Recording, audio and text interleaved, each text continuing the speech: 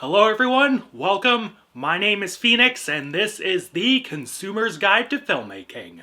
Nickel Boys, 2025, Rommel Ross. This film follows a young man by the name of Elwood Curtis. While hitchhiking, Elwood's ride is pulled over and he is arrested along with the driver. With no other recourse, Elwood is forced to go to the Nickel Academy, a boys' reform school. There, he meets another young man named Turner.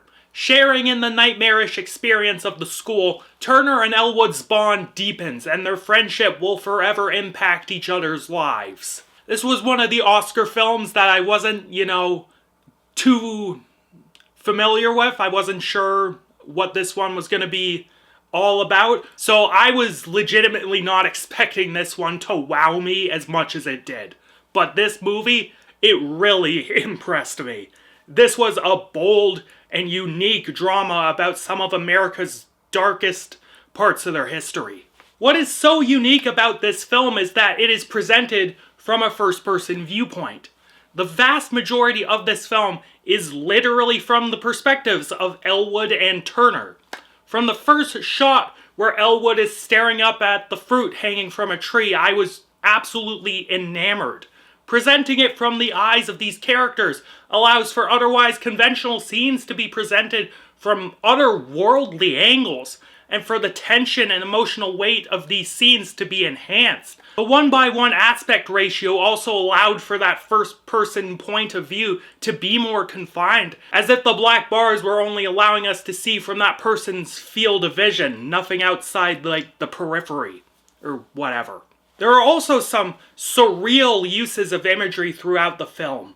Prominently featured is the use of animals, specifically alligators and a donkey as well. The film would also cut to footage of the Apollo moon missions and clips from the film The Defiant Ones, starring Sidney Poitier. I understood the purpose of the Poitier clips, and to a lesser extent the Apollo moon missions, but the animal symbolism is something I'd need to revisit the film for in order to decipher the meaning. That first-person perspective, though, can be a bit of a detriment to the film, as director Rommel Ross can at times be inconsistent with the gimmick. Presenting older Elwood, there's a twist to that I will mention later, hold your horses, from the back of the head was a purposeful choice I can make sense of. Anything regarding that, I don't mind. But at other times, the scene will turn into a conventional movie. Like, it's visually nice, and I understood the purpose of the shots used, but the whole gimmick becomes a little muddled as a result of that.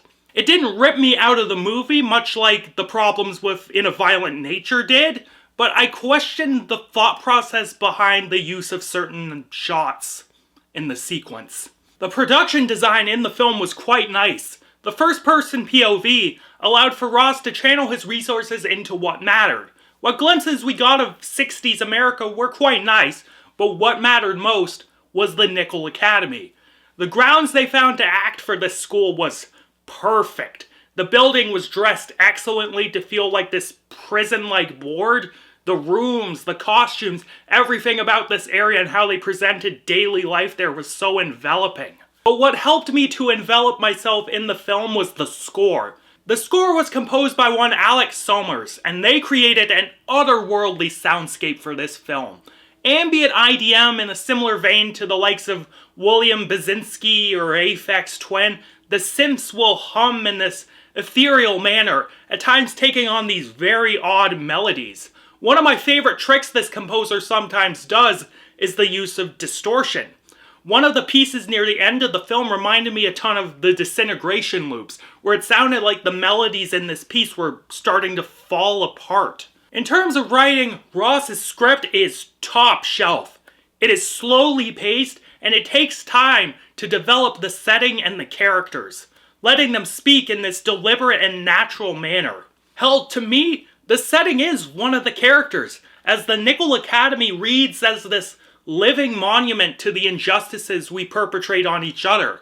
From the moment Elwood enters the academy and meets Turner, we as an audience are constantly reminded of the harshness of the prison system, the inhumanity of slavery, and the cruel tragedy of those unnamed souls found in mass graves in residential schools. As if escaping on the Underground Railroad, one of our main characters hitches north and starts life anew.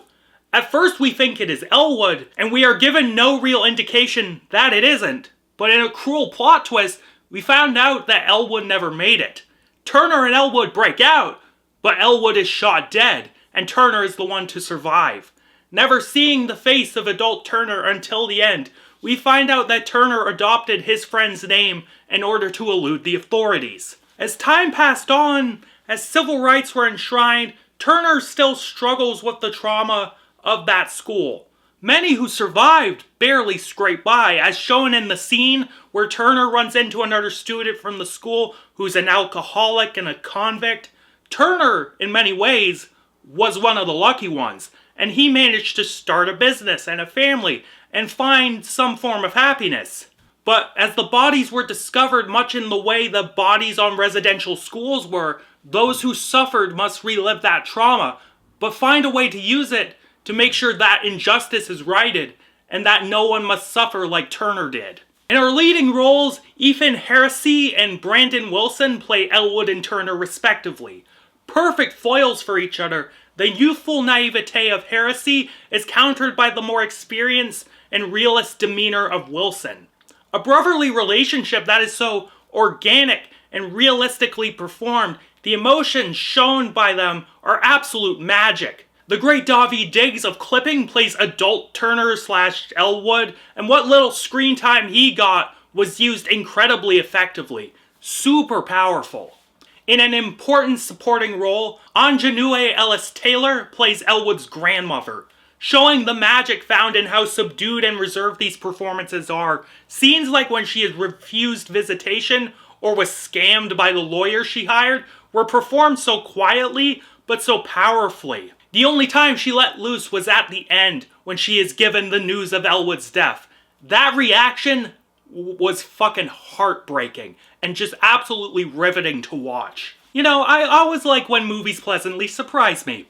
Nickel Boys, as I said, was one of the Best Picture nominees I didn't know much about going into, but having come out of it, I was won over completely. Uniquely presented, brilliantly performed, the story of the continued struggle of African American men and men of color in general is incredibly powerful. I look forward to seeing what Ramel Ross does next, as Nickel Boys is one you should definitely check out. Highly recommended. And I'm feeling a 9.5 out of 10 on this one. It's just a fantastic movie. Catch you later, guys.